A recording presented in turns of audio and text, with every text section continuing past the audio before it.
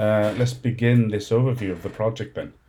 The recording project comprised of 5 takes, but I ultimately decided that the fifth take was the best performance, from the band, and it was the best performance that would serve for my professional music portfolio.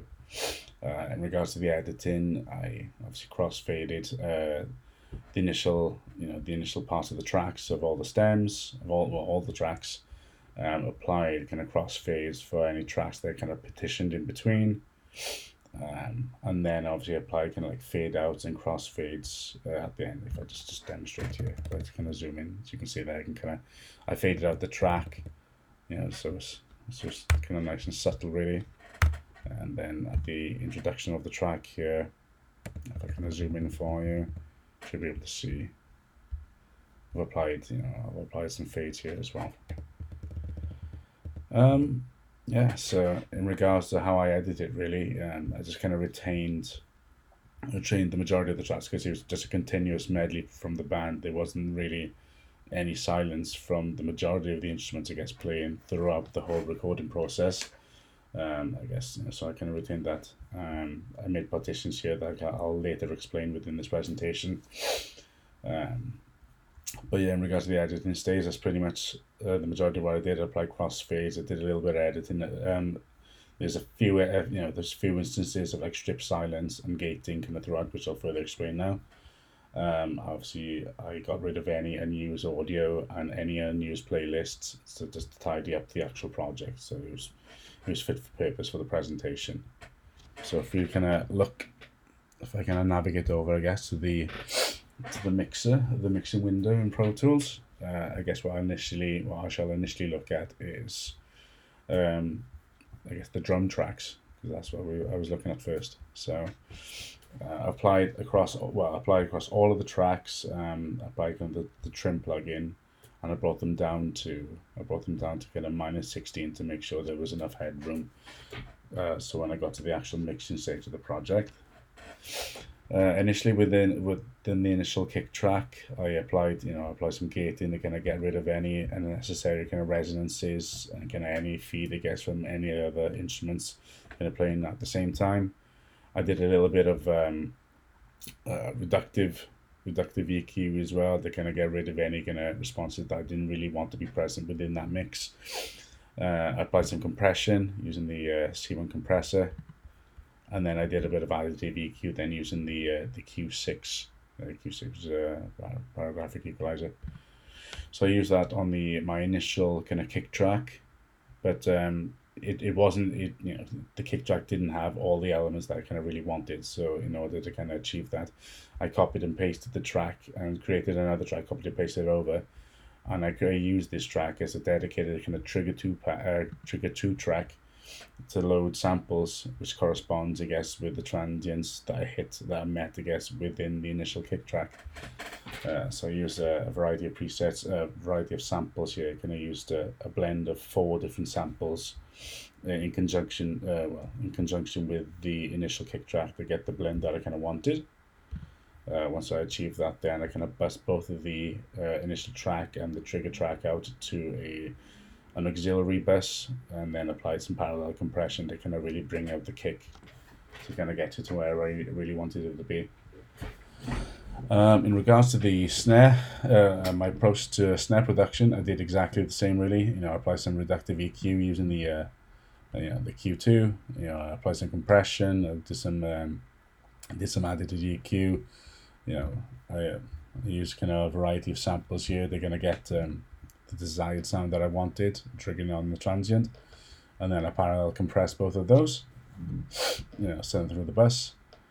In regards to my approach to higher production, like I decided to kind of do the same thing really. I created an auxiliary bus, did some parallel compression on the hi-hat. Like I've never kind of seen any instances of people doing this, I guess, within online tutorials, but I thought I'd just give it a shot, being the fact that it was kind of my first kind of main production, I guess, for the portfolio, and it just seemed to work really well within the mix, so I decided to kind of keep it in. In regards to the toms, I just decided to kind of use the initial audio that I captured, I guess, during the recording stage, in opposed to kind of using the trigger to use samples, I guess, because I was just really happy with the tonal qualities that I captured with that. Again, I gated them all to make sure they were nice and tight. Did some reductive EQ, some compression to kind of bring them out, and some additive EQ to kind of really bring out those tonal qualities. In regards to the overheads, I apply some reductive, did some compression, and then I use the CLA mixer, which is a fantastic plugin, which has this this bucket feature, which allows you to simultaneously EQ and apply like kind of processing or any kind of dynamic stuff, I guess. Within, I think it goes up to, I think the plugin enables you to actually use one plugin to control up to like 64 tracks. It's fantastic, kind of within real time when you're actually listening back and you're mixing, to be able to kind of use them simultaneously. It's a fantastic feature, so I thought I'd use that to be quite appropriate, I guess, for my overhead tracks. Moving on then to the bass capture. I initially recorded two bass tracks. Like I had the DI track and the track that I've got here, the Audix, which was captured using the Audix D6. Like initially I was going to be, I initially wanted to use a blend, I guess, of the DI and the microphone capture, but the recording from the DI was just extremely hissy. It was really loud. There's a lot of kind of like electrical noise that I just really couldn't get away from. So I just kind of opted really to use the D6 in the end. I know there was a bit of electrical noise within this recording as well, but I guess through some manipulation, through some reductive EQ, some compression and whatnot, it sounds fantastic. I was perfectly happy with my kind of finalized kind of bass track. Moving on then with the guitar, it's a recurring thing I've kind of got, I guess, going across many of my stems. I do a bit of reductive EQ to get rid of any adjacent sounds that I kind of don't really want present within that track's mix. Yeah, so with the guitar, I then apply compression, and then again I kind of set up another bucket, I guess, for the guitars. I initially recorded them in as two separate mono inputs using the AKG C414s, but I kind of use them in kind of like in parallel in stereo really, and obviously then within the mix or within the project I kind of grouped them together so that I could treat them then as a stereo pair. I guess as we move further forward, I'll kind of show here you've got three separate tracks for the piano. It was initially recorded as just one take, but the pianist, the performer, decided to use three different kind of sound presets within the performance, I guess, to differentiate within the overall track. So to kind of partition that really and control them all separately. I copied. I'm going to tuck out I separated all the parts that needed to be doing, so I could control them all separately, because obviously all the different sounds need to have a different approach. So yeah, I was able to do that. Apply some compression. Then I use specifically the SSL Waves E channel plugin across all of them to apply some additive EQ. Moving across to my lead vocal tracks. I did some reductive EQ. I applied some compression. I applied some additive EQ. And then I also additionally applied the vocal rider, which it's a great plugin, which enables me really to kind of to ensure that my vocal is gonna, like the name I guess implies, really, it kind of rides above the overall mix kind of provided by the band, so it doesn't get really lost in the mix at all. But the vocalist was definitely on track, so I didn't need to apply any vocal correction, because within, like I said, the fifth take of the recording was just fantastic, and I didn't really feel the need to manipulate the vocal track too much, because she was very much on point throughout. To provide reinforcement, I created an additional kind of like parallel compression track for the vocals, so I kind of bust that out into an auxiliary there. Quite a prevalent feature I guess I use when I'm doing parallel compression. I like to use the DBX 160 compressor plugin from Waves. It's a fantastic plugin, and it really enables me to kind of really give a bit of a push behind regards its intended use really. It's just a fantastic plugin, really good. So pretty much all of the instrumentation and the live vocals were recorded at the same time. Within each of the 5 takes.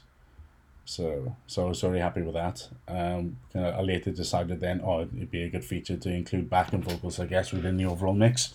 So kind of retaining the use of the Shure SM58 as kind of listed here, but I've also listed within the backing vocal tracks. We did 2 separate takes then for backing vocals. The same process applied in regards to vocals, although there were quite a few quite a few kind of issues, I guess, in regards to pitch, and quite a lot of kind of like correction work needed to be done on it. So essentially, I loaded up the Waves Tunes plugin, allowed it to essentially analyze all of the frequencies, all the waveforms throughout the entire project, and then I went through it kind of piece by piece, really, to amend it to make sure that it was all in tune, really. And then I did exactly the same then for the second track. The click track here I've kind of I've retained, I guess, within the project, because that was established for kind of like in-ear monitoring that I provided the drummer during the initial production stage. We kind of established what BPM wanted, or what BPM the drummer kind of wanted it to be, because he's the backbone of the band, isn't he? So he needs to kind of set the tempo for the remainder of the band. So once I'd kind of summary here then, once I kind of got the mix that I really wanted in regards to my multi-tracks, I decided, okay, well, I'm going to condense them down to stereo mono buses to allow further manipulation, I guess, of the sound, so I get the sound that I really kind of wanted. As you can see here, I kind of I've kind of set the input here as a drum bus, and I set it out as, set to the stereo, which I'll later explain. But all of the drum tracks here I've kind of assigned to the bus, enabling me to kind of mix it within a stereo field. To provide further reinforcement, I guess, to the stereo bus track, stereo drum bus, I parallel compressed that as well. I sent down an auxiliary, compressed that, and it kind of really kind of gives a bit of an edge, I guess, to the overall drum track. With a bass, when I kind of busted out, I just applied some added EQ through the use of the CLA. Kind of as demonstrated here, you can kind of see that I've assigned a bucket specifically designed for for the bass guitars, for the bass track, the guitar bus, the piano bus, and the horns bus. I also do it as well with the vocal tracks, if you're going to see later on here. I've created one specifically for the lead vocals and for the backing vocals. I just find it's such a fantastic plugin.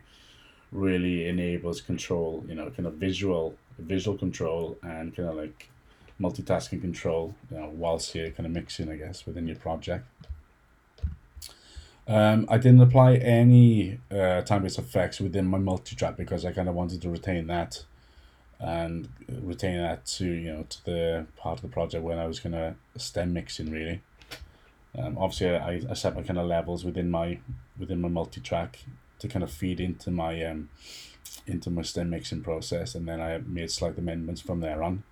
In regards to time-based effects, I applied them directly within the stem mixing area of the project.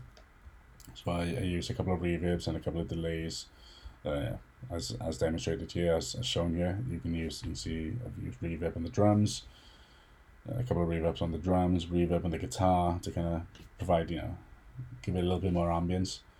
Some stuff on the horns provided by the piano, reverbs and delay on the lead vocals, and then just reverb then on the actual backing vocals. That summarizes, I guess, the majority of the production stages of what I was aiming to do within within my project. When I got the final mix that I wanted there, I bust all of these kind of stem buses out, and I bust them to this stereo bus here, and then I utilized the SSL kind of bus compressor to really just tighten the overall mix together. And when I was happy with that, then I sent that out through a bus to an audio track. I busted out to an audio track, the stereo bus, and then I recorded each variant of the tracks as requested as part of the assignment. I haven't bear with me. Yeah. So, but while some of these plugins aren't currently available in the university, I kind of feel I've built up a bit of working efficiency, I guess, with the ones that have been employed within this project. I also feel that like the decision to use these plugins is really going to help me achieve what I want to achieve within my final mix. So, obviously following this demonstration, I shall be rendering the tracks in place, as to avoid any technical issues, again, like any audio files that are missing or kind of plugins that are missing within within the final presentation. So yeah, thank you. That's my initial project of Filthy Gorgeous performing a funk medley of You Should Be Dancing by the Bee Gees and Relight My Fire by Take That. I hope you guys have enjoyed this presentation. I hope you all enjoy the final presentation of the Mixmaster. Thank you very much.